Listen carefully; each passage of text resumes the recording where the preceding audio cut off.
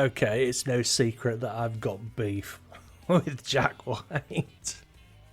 Every time Jack White brings out a new piece of equipment, it makes me nauseous. Even the Fender amp that he brought out with the... I mean, who wants to sound like Jack White? Why are they bringing out Jack White stuff? I mean, the dude hasn't been relevant for 20 years since Seven Nation Army. Do, do, do, do, do, do, do. So, yeah, Jack White has got yet another new guitar out, and I don't know why. I'm going to be looking at Jack White's new guitar today, and I hate myself already for it.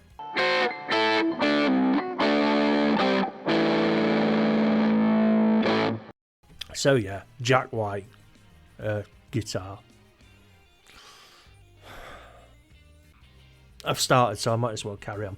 I'm either wishing I had this back in the White Stripes, or I'm glad I didn't. Jack White introduces his weirdest guitar yet, created by Eddie Van Halen's luthier. With 3 humbuckers, recessed bass strings, and a very peculiar double tuning setup, the Ugly Stick might be White's weirdest guitar yet. Look at Jack. Jack is smoking that good crack. I mean, look at this. This is hideous. Like, ooh, that is fugly. And Jack White. Jack White certainly has a penchant for weird and wonderful guitars, whether proving a point about the viability of cheap and obscure guitars, or modding the Telecaster within an inch of its life for his first ever Fender signature model that sucked.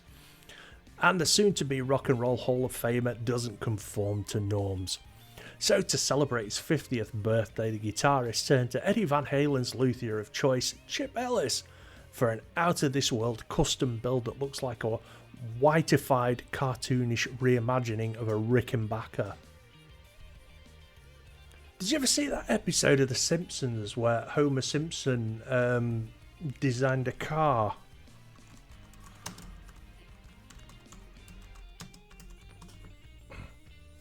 Yeah, that's the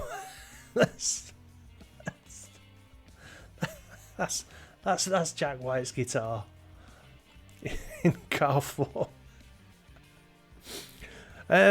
Lovingly named the Ugly Stick. The build is a hybrid blend of electric guitar and bass, and is, in fact, the culmination of 3 decades of work. It features 2 lots of 3 strings, each with a bottom bass string. I suppose it could play Seven Nation Army without the Digitech drop pedal, I guess. This surely is a fine example of creating a solution for a problem that doesn't exist. I couldn't have said it better myself. The vacant middle saddle also feels like a minor missed opportunity. Chip has been working on this for 30 plus years on and off. I bet he hasn't. I bet Chip's there. He's like, oh, Jack White phoned me today. I better have a look at this guitar idea of his. And then, like, he'll have a look at it and go, no, I can't do any more to this. It's just a disaster.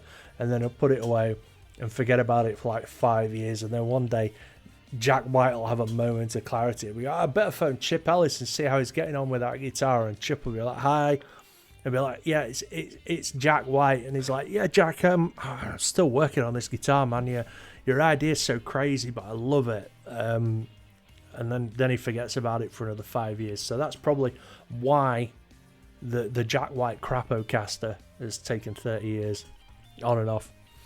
White says in an Instagram post that finds him showcasing his new toy with a joyful grin.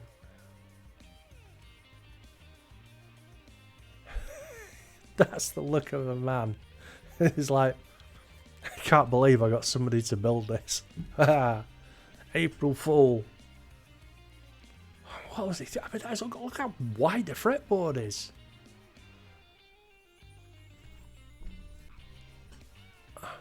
I mean, I was going to say I get it, but I don't. I'm not a fan of Jack White anyway, his work. I didn't mind the White Stripes. I thought they were pretty cool. I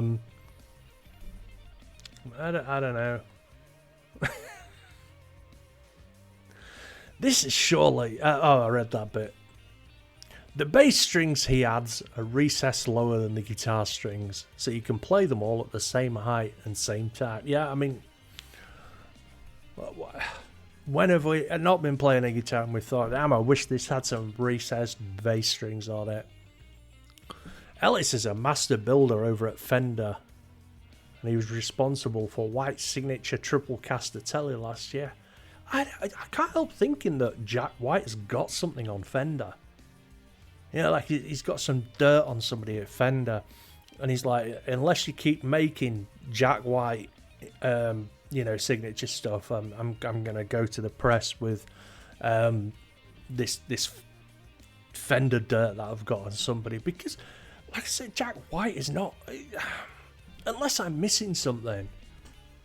I mean, I don't see Jack White as being particularly relevant, and I mean, you know, he had his thing like, 20 odd years ago with Seven Nation Army, dum dum dum dum dum, and there was some decent, White Stripe songs, and they were okay, but I mean, that was then.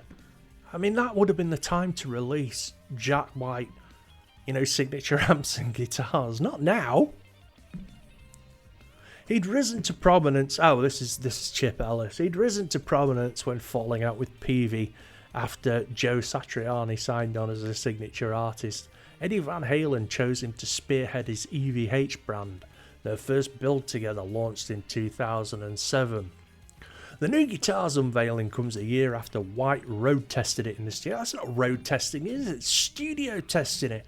You're road testing it. You test it out on the road. It ultimately featured on 2 songs from his 2024 solo LP, No Name, the number 1 with a bullet, and Terminal Arch Enemy Endling.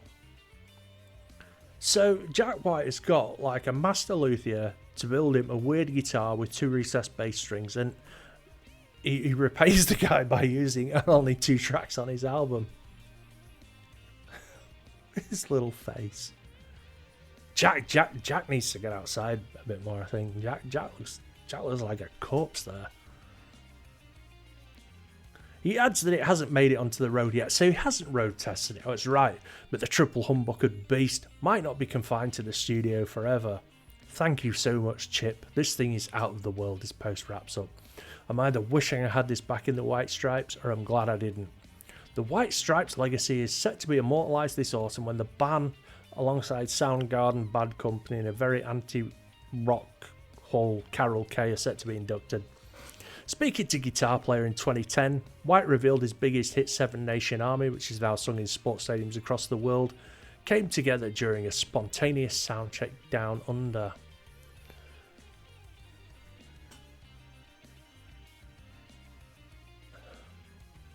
Do you know what? I don't care. I really don't care. But yeah, like I said, I mean, Jack White hasn't been relevant for over 20 years. Why are they making him signature stuff? And why? Who's going to buy this? Jump in the comments and let me know if you think somebody's going to buy this. Anyway, thanks for watching. Don't forget to like and subscribe. Do all that YouTube stuff. It really helps the video get out there into the algorithm. If you want to help support the channel, I've got some merch. I've got memberships and super chats. They all help the channel out, so get stuck in there. Anyway, thanks again. Take it easy. Peace out.